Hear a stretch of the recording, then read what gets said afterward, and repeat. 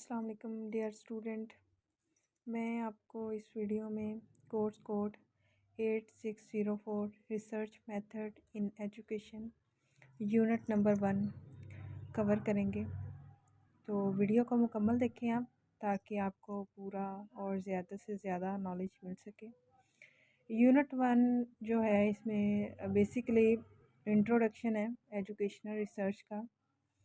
तो आइए देख लेते हैं क्या है। सबसे पहले है ये source of knowledge.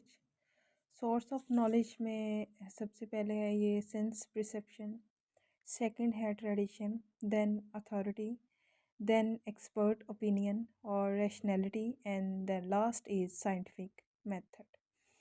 One by one हम सबको डिस्कस करेंगे और इनकी हम डिटेल देखेंगे कि इनका क्या मकसद है। और चलें हम इनकी डिटेल देख लेते हैं कि रिसर्च मेथड इन एजुकेशन में इनका क्या क्या किरदार है। सबसे पहला है जी perception, the ability to see, hear और become aware of something through the sense. यानी कि जो मालूमात हम सेंस से हासिल करते हैं उसको कहते हैं परसेप्शन। तस्वीर नंबर 1 में आप देख सकते हैं कि 6 है, एक उसको 9 कह रहा है और एक इसको 6 कह रहा है। उनकी दोनों की कॉमन सेंस है, एक को 6 लग रहा है और एक को 9 लग रहा है। हालांकि दोनों अपनी अपनी जगह ठीक हैं, बस वो अपोजिट साइड पे खड़े हैं। दूसरी वाली तस्वीर में देख रहे हैं परसेप्शन मैटर है, एक को वो 3 रोड लग रही हैं और एक को 4 रोड लग रही हैं। उनके बस अपोजिट खड़े होने का मैटर है यहाँ बस। नेक्स्ट जी ये 5 सेंसेस हैं, आइज़ हैं और एयर है, हैंड है, टेस्ट है और स्मेल है। इन सब की वजह से हमें 5 सेंसेस हैं। हम चीज़ों को देखकर, सुनकर, टच कर कर, टेस्ट कर कर या स्मेल कर कर उन चीज़ों का अंदाज़ा लगाते हैं कि ये चीज़ अच्छी है, बुरी है या ये चीज़ कैसी है। ट्रेडिशन, ट्रांसमिशन ऑफ कस्टम और believes from one generation to other generation और the fact of being passed on the way. यानी कि पिछले रस्म व रिवाज को दूसरी नस्ल को बनाना या उनको बता देना या उनसे मनवा लेना। एक पुरानी नस्ल है, पुराने जो लोग हैं, बुज़ुर्ग हैं, उन्होंने अपना एक रिवाज बनाया हुआ, उनकी रस्म है, उन्होंने वो आगे नई नस्ल को दे दी है और उनसे वो मनवाते हैं। ये होता है ट्रेडिशन। जी अथॉरिटी, द पावर और right to give order, make decision and enforce obedience. यानी कि किसी दूसरे इंसान के पास जाना, कुछ पूछना या इस बात पर यकीन कर लेना कि हमें उसने जो बताया वो बिल्कुल ठीक है। फॉर एग्ज़ाम्पल हम डॉक्टर के पास जाते हैं, डॉक्टर जो हमें प्रिस्क्रिप्शन देते हैं मेडिसिन की, हम कहते हैं ये डॉक्टर है, हमें उस पर यकीन है कि उसने हमें ये मेडिसिन ठीक दी होंगी, हमारा उस पर यकीन है। अगर स्टूडेंट किसी प्रोफेसर के पास जाते हैं और उस स्टूडेंट को ये पता है ये प्रोफेसर है इस सब्जेक्ट का, तो ये तो जाहिर सी बात एक्सपर्ट होगा। तो अगर वो प्रोफेसर उन्हें किसी चीज़ का आइडिया देता है या किसी चीज़ का आंसर देता है, बेशक वो आंसर ठीक है या कहीं पे उसका कोई मिस्टेक है, लेकिन फिर भी स्टूडेंट उसको राइट ही समझेगा, क्योंकि स्टूडेंट को उस चीज़ के स्टूडेंट ने वो चीज़ रियलाइज़ की हुई है कि वो इस चीज़ में एक्सपर्ट है।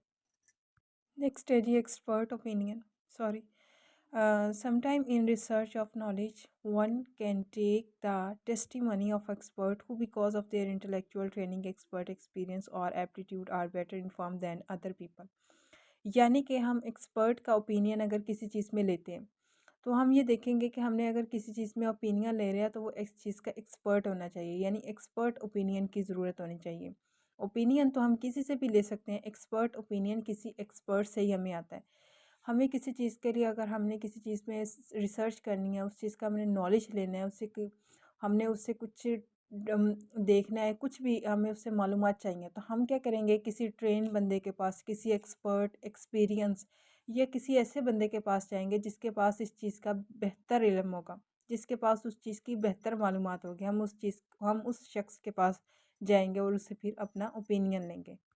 नेक्स्ट है जी rationality. Rationalism is a system by which knowledge is gain by the reason और नॉट एक्सपीरियंसिंग द वर्ड। यानी कि किसी चीज़ का तजर्बा करना और किसी चीज़ की मालूमात लेना किसी वजह से, या उसको मालूमात लेने की कोई ना कोई लॉजिक हो। यानी कि आजकल के दौर में जैसे कंप्यूटर है, हम कंप्यूटर का अगर नॉलेज गेन करते हैं तो हमें उस चीज़ की ज़रूरत है, हमें वजह है उसकी नॉलेज लेने की, हमें उसकी मालूमात लेने की वजह है हमारे पास, क्योंकि कंप्यूटर एक जदीद टेक्नोलॉजी इस वक्त दुनिया में बन चुका है। तो हम वो उसका जो नॉलेज है वो हम किसी लॉजिक के या किसी वजह से हम वो चीज़ ले रहे हैं। ठीक है, ये होती है रैशनैलिटी। रैशनैलिटी के अगर हम किसी भी सिस्टम का नॉलेज ले रहे हैं, अ system by which knowledge is gained by the reason, यानी किसी भी चीज़, किसी भी सिस्टम का हम जब नॉलेज लेते हैं किसी वजह से, किसी लॉजिक से, हत्ता कि उसका कोई एक्सपीरियंस नहीं है। नेक्स्ट है जी ये साइंटिफिक मेथड। सबसे पहले इसमें आ जाती है ऑब्जर्वेशन। हमने किसी चीज़ को ऑब्ज़र्व किया है, तो हम उस चीज़ को पहले से ऑब्ज़र्व करेंगे, फिर उसके क्वेश्चंस बनाएंगे। हम अपनी ऑब्जर्वेशन की बेस्ड के ऊपर क्वेश्चन तैयार करेंगे, फिर हाइपोथेसिस निकालेंगे, फिर एक्सपेरिमेंट करेंगे कि हमने ये चीज़ बनाई है, वो चीज़ हमारी ठीक है, फिर हम उसको एनालाइज करेंगे, फिर देन कंक्लूजन निकालेंगे। ऑब्जर्वेशन की बेस पे क्वेश्चनिंग होती है और फिर इन सब की बेस पे, इन दोनों की बेस पे हाइपोथेसिस बनता है। हाइपोथेसिस की और क्वेश्चनिंग ऑब्जर्वेशन की बेस्ड के ऊपर एक्सपेरिमेंट होगा। देन हम उस एक्सपेरिमेंट को एनालिसिस करेंगे कि हमारा एक्सपेरिमेंट या हमने जो ऑब्ज़र्व किया है या जो हमने क्वेश्चनिंग बनाई हुई है, डाटा कलेक्ट किया हुआ है हमारी, वो ठीक है या नहीं है, हमारा प्रोसेस ठीक जा रहा है या गलत जा रहा है, फिर देन हम कंक्लूजन निकालेंगे।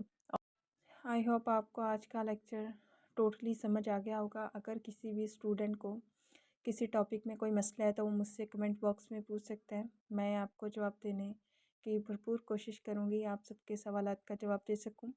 आप मेरे चैनल को सब्सक्राइब कर दें और मेरी वीडियो को लाइक करें और शेयर करें। बेल आइकन को प्रेस कर दें ताकि नई आने वाली वीडियोस आप तक पहुंच सके और आप बेहतरीन मालूमात मुझसे ले सकें। शुक्रिया।